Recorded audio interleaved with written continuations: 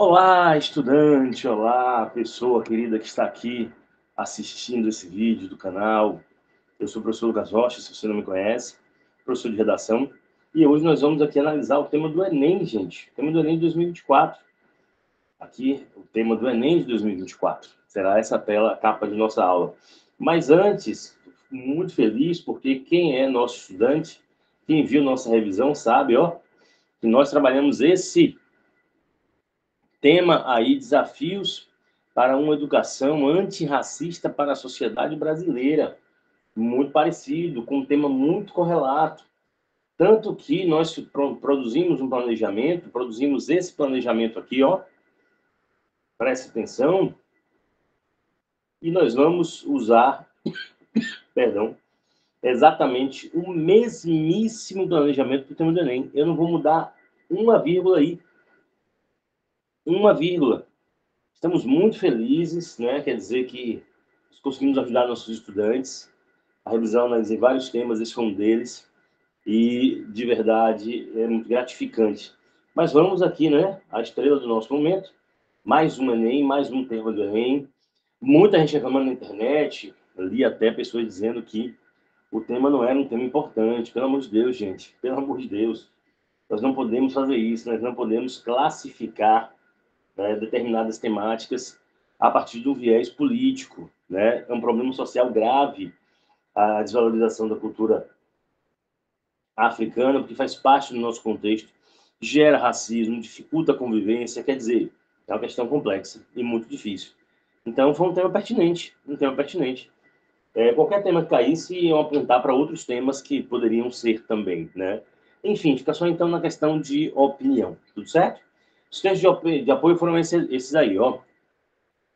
Texto 1 fala herança, o legado de crenças, conhecimentos, técnicas, costumes, tradições, transmitido por um grupo social de geração para geração, cultura.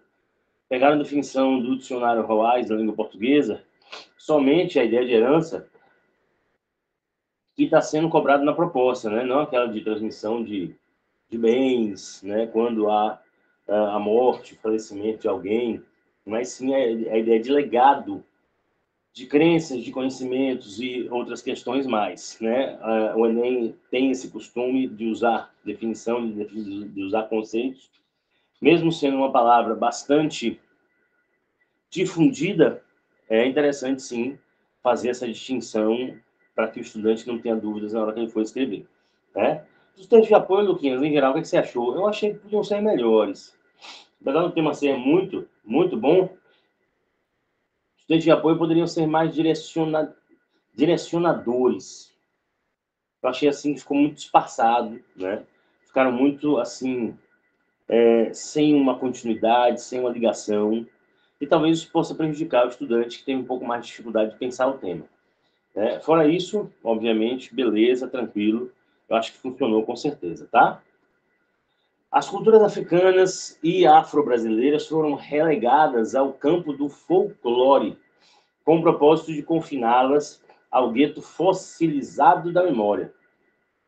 Folclorizar, nesse caso, é reduzir uma cultura a um conjunto de representações estereotipadas, via de regra, alheias ao contexto que produziu essa cultura. Ó, aqui o Oliveira, em A Epistemologia na Ancestralidade, fala que as culturas africana e afro-brasileira foram transformadas em folclore, transformadas em algo muito mais de entretenimento do que necessariamente de ancestralidade, de memória, né? E reduzir essa cultura a algumas representações estereotipadas tem como objetivo deixar essa cultura alheia ao processo de desenvolvimento da sociedade, não considerando-a como parte integrante dessa sociedade e desse contexto de formação dos indivíduos. Então, tem um aspecto aí importante que o texto de apoio traz, a ideia da folclorização e a outra ideia de estereótipo, de estereotipação, de haver uma imagem pronta, pré-acabada, determinada para se relacionar a essa cultura e a representação desses grupos sociais. Esse foi o texto 2. O texto 3 é um provérbio africano que diz: quando não souberes para onde ir, olha para trás e saiba pelo menos de onde vens. Muito legal. A ideia de origem, né? Você pode estar perdido, mas você sabe qual é a sua origem, o que é que você traz, né? Tem aqui a representação da escultura, uma pessoa caminhando, né? Uma pessoa caminhando, exatamente, e amarrado ao seu corpo um tronco, né? Com muitas coisas amarradas, alegorizando que para onde você vai, né? No sentido simbólico, os anos que passam, você traz a sua carga, a carga de herança, de ancestralidade, de representações, para disseminar mais à frente. Tudo certo? Texto 4, História Afro-Brasileira na escola. As professoras comentam avanços e dificuldades. As aulas sobre escravidão eram motivo de vergonha para Andréa Tenório, de 37 anos, quando ela estudava na EMF, Escola Municipal de Ensino Fundamental, General de Gaulle, no Jardim Ibirapuera, distrito do Jardim São Luís, na zona sul de São Paulo. Era o meu pior momento na escola, lembra a ex-aluna. Naquela época, a história da população negra no Brasil era reduzida ao horror do período escravocrata. Não se falava na escola sobre temas como a história e a cultura afro-brasileira, muito menos sobre as grandes personalidades negras no país, como Luiz Gama e Carolina Maria de Jesus. A pedagoga, que é negra, tem orgulho em oferecer uma experiência diferente da que viveu em sala de aula para seus alunos. Agora, os livros infantis levados para as turmas têm protagonistas pretos. Temas como a beleza do cabelo crespo e o combate ao racismo fazem parte do dia a dia da escola, né? Houve uma transformação, perceba. O texto fala sobre um período em que apenas a representação escravocrata era a necessidade, era o contexto em que se falava sobre africanismo, né? Se falava sobre africanidades, vamos dizer assim. E ela ficava se sentindo péssima porque ela acreditava que era só isso que a cultura dela tinha para dizer, para mostrar, para representar. Agora que ela trabalha em sala de aula, ela mostra a força da cultura negra, das representatividades pretas, de pessoas pretas, e que agora há uma ressignificação. Hoje se fala de racismo, se fala da beleza do cabelo, né? Se fala de representações que marcam o povo negro, o povo preto, como um povo que tem uma identidade, né? Que tem uma identidade. Perceba essa transformação, a época dela, isso é relativamente recente, né? A época dela havia uma marginalização dessas possibilidades, dessa construção, que não há hoje, ou que há menos hoje, ou que se tenta não permitir que aconteça hoje. Texto 5, Histórias para Ninar Gente Grande, Estação 1ª de Mangueira, Samba Enredo de 2019. O Samba Enredo diz assim: o Brasil, meu nego, deixa eu te contar a história que a história não conta ao avesso do mesmo lugar. Na luta que a gente se encontra, Brasil, meu dengo, a Mangueira chegou, com versos que o livro apagou desde 1500. Tem mais invasão do que descobrimento, tem sangue retinto pisado, atrás do herói emoldurado. Mulheres, tamoios, mulatos, eu quero um país que não está no retrato, eu quero um país que não está no retrato. Brasil, o teu nome é Dandara, tua cara é de Cariri. Não veio do céu, nem das mãos de Isabel. A liberdade é um dragão no mar de Aracati. Salve os caboclos de julho, quem foi de aço nos anos de chumbo. Brasil chegou a vez de ouvir as Marias, as Marins, Marielles e Malês. É um trecho, é um fragmento muito maior, o Samba Enredo, que exalta, né, uma história que não foi contada, uma história que foi omitida, uma história que não foi escrita, né? Quem escreve a história são os vencedores, nesse caso, os escravizadores, né? Para ser bem irônico nesse contexto.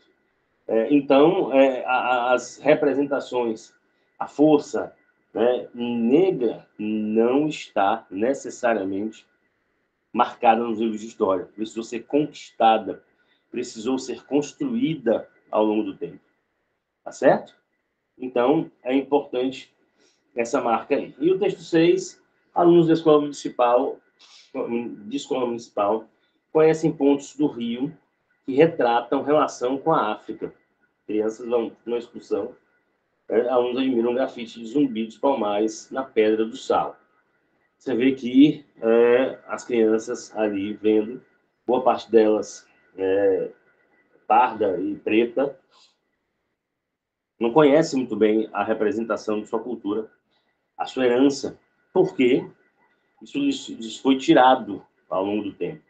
Então, não foi permitido que se revisitasse isso ou se visitasse isso da forma correta e adequada. Temos aí, então, a proposta, ó, desafios para valorização da herança africana no Brasil. Desafios para a valorização da herança africana no Brasil. O tema central seria valorização da herança africana. Desafios, um delimitador. Brasil, outro delimitador. E aí, na arrumação esquemática, como é que ficaria para a gente? Ficaria assim. Valorização da herança africana no Brasil. Setinha para cima, setinha para baixo. Desafio 1 e desafio 2. Veja que até os desafios nós usamos na nossa versão para a revisão, né? Para a revisão Enem que nós fizemos. Veja aqui, ó, primeira ideia, primeiro desafio para a valorização da herança africana é a ideia de racismo estrutural. Quando há uma minimização de um grupo social, é óbvio que a sua cultura não vai ser valorizada, vai ser, inclusive, né, escanteada. E para que haja uma valorização da cultura africana, você tem de colocar isso na escola, né? Então, repensar o sistema educacional brasileiro é um desafio, né? Para poder fazer com que haja uma valorização da herança africana, né? A valorização da herança africana. Aqui nós conseguiríamos já fazer uma introdução se a gente já tivesse um repertório. Quaisquer repertórios aí pensados para esse início poderiam se encaixar e possibilitar que o estudante construísse a partir daí o seu texto. Tudo bem? O que é que poderia, né, ser dito sobre o racismo estrutural para que seja, de fato, um desafio, né, o racismo estrutural na valorização da herança africana no Brasil? Bom, primeiro de tudo, nós temos uma formação difusa. O que é isso, Luquinhas? É uma formação que as pessoas elas não conseguem chegar a um consenso sobre sua própria identidade. Você vê, principalmente, nós estamos na Bahia, a Bahia, que é a localização com maior presença negra fora da África, as pessoas não sabem quem elas são, se elas são pretas, se elas são negras, se elas são pardas. Há uma dificuldade enorme, porque nós crescemos aqui, as gerações, principalmente das décadas de 70 e 80, quando a televisão se populariza muito na casa dos brasileiros, se proliferou com muita velocidade o ideário que é falso, de que nós vivemos uma democracia racial, que todos viviam bem.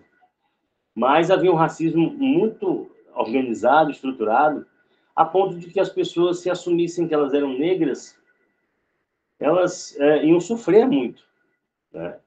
Então, não havia essa percepção, não havia isso. As pessoas escondiam de si mesmas essa representação, esse lugar, né, ao qual pertenciam. Nós podemos falar sobre o racismo estrutural também, a confusão política do debate, claro que sim. O Lucas não entendia o que seria a confusão política do debate. Gente, no Brasil que a gente vive hoje, alguns grupos políticos acreditam que são donos de certas pautas. E há outros grupos políticos que acham que determinadas pautas não devam ser tratadas. Ambos errados. Gente, racismo, homofobia, determinismo geográfico, preconceito, misoginia e agressão às mulheres. Essas questões não têm partido, muito menos visão ideológica. Não podem ter. Tem de ser discussão social a todo momento, não importa qual grupo esteja no poder. É muito significativo isso. Mas, na nossa cultura, o que acontece? Um grupo reivindica a pauta, né, virtuosa, que só eles têm virtude, é uma coisa chamada monopólio da virtude, e outro grupo minimiza essas pautas. Né? Nenhum nem outro. O debate tem que ser constante de todos os grupos sociais todos os grupos políticos que fazem parte da sociedade. O terceiro tópico aqui é a gente pensar que existe uma segregação presente. Hoje, gente, nós sabemos, eu sou professor de escolas particulares, infelizmente a maioria de nossas salas de aula são de a maioria são de meninos brancos. Eu digo infelizmente não por eles serem brancos, mas infelizmente porque há pouquíssimos meninos negros, meninos pretos em sala de aula. Você vai à escola pública, você vê a majoritariedade de meninos pretos e meninas pretas. E os professores? Nas escolas particulares também são minoria, ao contrário daqueles que estão nas escolas públicas. Então, você tem uma localização social racial. E isso, obviamente, vem muito do racismo estrutural organizado na sociedade, o que contribui para que se não valorize a herança africana no Brasil. Não esqueça que o Enem é sempre uma situação problema. Se o tema é os desafios para a valorização da herança africana no Brasil, qual é o problema? Não se valoriza a herança africana. Não esqueça disso. Olá.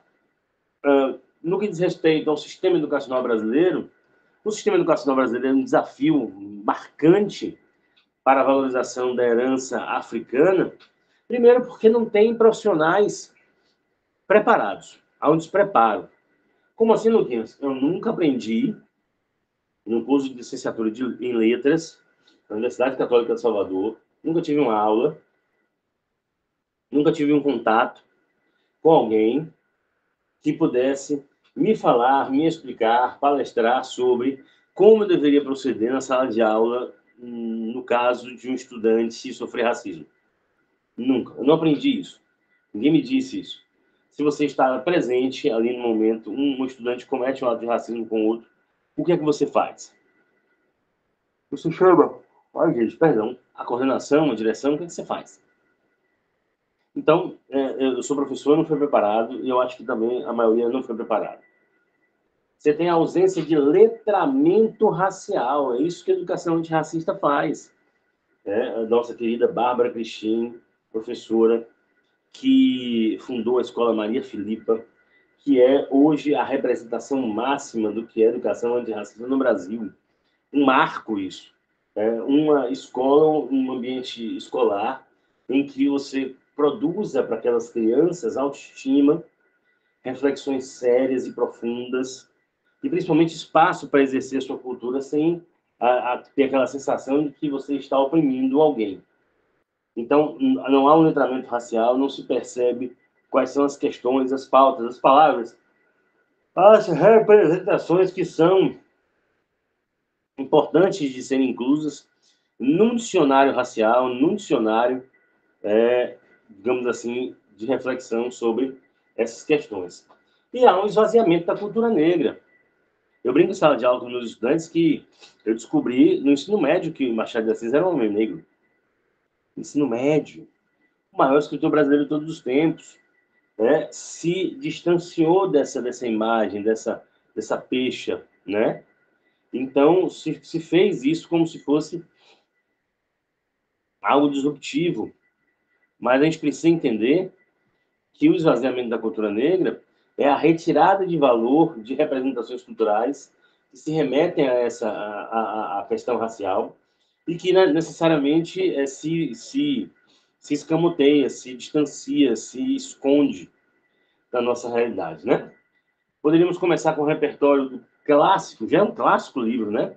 Da Sociologia e da Filosofia do Brasil, Pequeno Manual Antirracista, da querida Djamila Ribeiro, filósofa, uma mulher assim, importantíssima nesse processo recente. Hoje nós temos grandes lideranças. Falei da professora Bárbara, agora estou falando da professora Djamila. Você tem representações negras, mulheres negras, pensadoras. Você tem a Maria Carolina de Jesus, gente. Tem uma escritora, né? Uma mulher negra, uma mulher sem a instrução formal, digamos, que representou tão bem o que é aquele ambiente do enclausuro, seja simbólico, seja físico, dos corpos pretos. Então, você tem Pequeno Manual Antirracista, você tem, para o D1, o Mito da Democracia Racial de Gilberto Freire, instituído já lá em Casa Grande Senzala, de que nós vivemos essa mistura tranquila, amena e satisfatória. Isso é uma grande baboseira. Nunca existiu isso.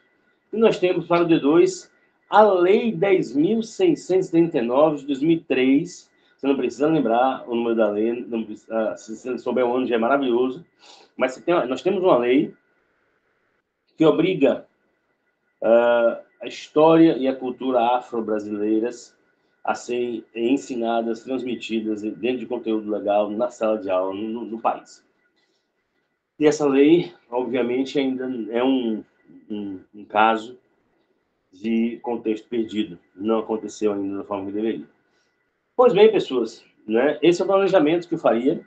É uma versão, tá? Não esqueça que não é uma obrigatoriedade, não é uma determinação, tinha de ser desse jeito. Longe disso, é uma versão. Foi uma versão que eu fiz em sala de aula com o tema de educação antirracista. E para poder fechar, uma introduçãozinha linda, né? Para coroar esse momento nosso aqui em conjunto, para dar aí uma boa sorte para vocês. Ó. Em Pequeno Manual Antirracista, a filósofa Djamila Ribeiro constrói basicamente um tutorial de como o Brasil pode abolir o racismo como linguagem da convivência em sociedade. Olha que repertório bonito, que coisa maravilhosa, né? Usando aí a referência ao repertório e depois dizendo quem faz desse repertório um projeto, né? A partir do livro, a filósofa cria aí um projeto, que é um projeto que vai materializar as representações, né, antirracistas no país. Na sequência vem a tese. Entretanto, a manutenção discriminatória no país ainda é bastante forte, dificultando sobremaneira a valorização da herança africana em terras brasileiras, o que precisa ser corrigido. Olha que coisa linda, maravilhosa. Olha que coisa fenomenal. Com efeito, são desafios construídos para dirimir essa problemática, o combate ao racismo estrutural e a modificação ampla do sistema educacional brasileiro. Ó, as duas ideias aí marcadas de vermelho, combate ao racismo estrutural e depois temos modificação ampla do sistema educacional brasileiro. Tá certo?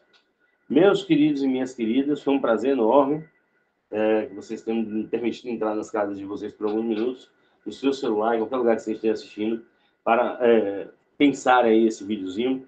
Vai no meu canal do YouTube, assine ele, né, curta os vídeos, compartilhe, que aqui a gente vai falar de redação em 2025, uma repaginada no canal, vamos colocar ele para frente de uma maneira muito mais ativa, falando de redação o tempo todo. Beleza, gente? Espero que tenha ajudado vocês. Espero que vocês saiam bem, né? Um abraço. Tudo de bom.